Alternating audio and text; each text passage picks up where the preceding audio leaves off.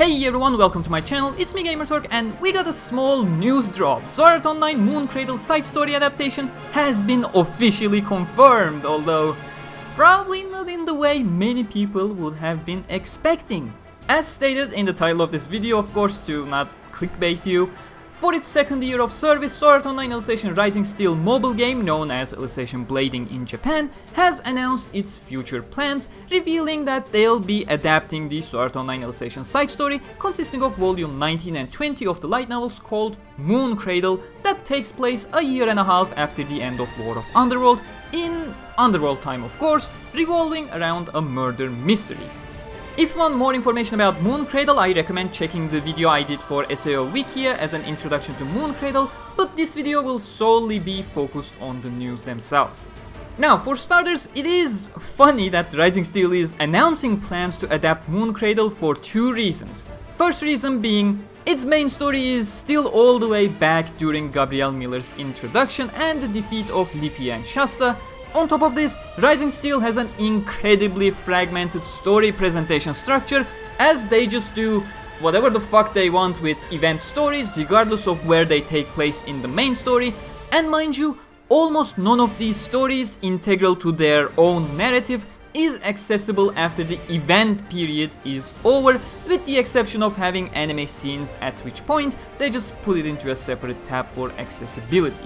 And starting to adapt Moon Cradle before their War of Underworld story is still just at the very beginning, with most of the War of Underworld event stories no longer accessible at all. It just makes things even less coherent for the narrative of the game. Second reason is that Moon Cradle has a bad reputation unlike the rest of the series, especially in Japan. It is a story written by Reki Kawahara that does not have an ending to its narrative conflict. This is, of course, a negative when deciding to adapt such a story because it is badly received even in the home country, but also an opportunity to properly conclude the story if given the chance. Rising Steel can easily provide a proper and satisfying conclusion to Moon Cradle, but that brings all the more issues with it as well, as the conclusion it would provide would still be non-canon, as the game itself is non-canon and unrepresentative of the true stories of the Sword Online series, especially with Edith Synthesis 10 involved in everything, with her falsely anglicized name spelling for over a year now because their in-house translator is incompetent enough to translate random dragon growls as take this and take that.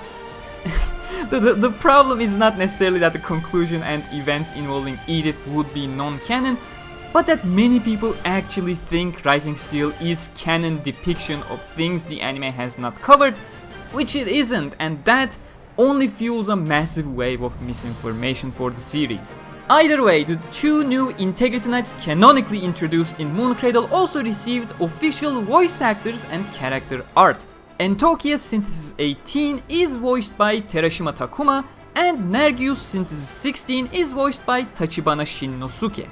Now, knowing games are hesitant to hire voice actors for not yet adapted characters because it's inevitably the anime adaptation that decides the de facto actors for these characters, like Litten, Lin, Shibata not receiving any voices in Integral Factor for such a long time already because progressive anime needs to decide who to pick for the characters, and the game can't take the initiative due to being scared of a possible recast. It brings two options to the table.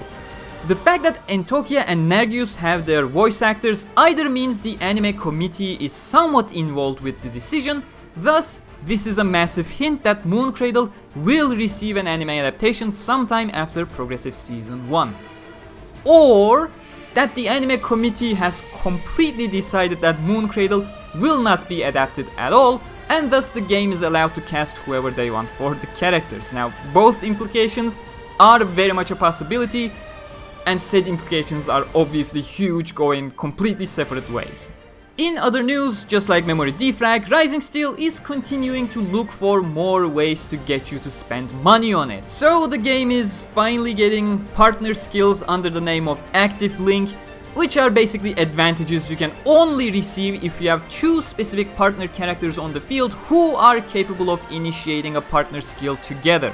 The mechanic was one of the first reasons for me to leave Memory Defrag all those years ago, with devs introducing additional pay-to-win layers on top of the game that was already a pay-to-win power creep meta game.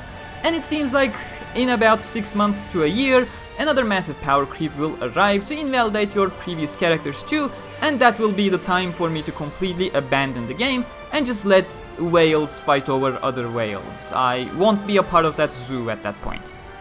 But that covers everything from that news drop, aside from, well, login bonuses, anniversary bonuses. You're obviously getting more tickets to get you hooked into the game. Oh, we have received a new opening song from Asuka as well to celebrate the second year start for Art Online Alicization Rising Steel. You can listen to the song on the Alicization Rising Steel YouTube channel, of course. For obvious reasons, I am not gonna play that here in the news coverage. And we didn't get an OP sequence either, it was just a year 2 trailer featuring Asuka's new song, so there's that. Well, yeah, do subscribe and hit the bell icon for more in-depth Sword Art Online coverage and news. Become a channel member to get access to a special badge and exclusive emotes to use on the channel. Follow me on Twitter and Facebook for faster news access, 50k special merch available on my Teespring page, and a huge thanks to all my patrons and channel members as usual. Until next time, stay cool.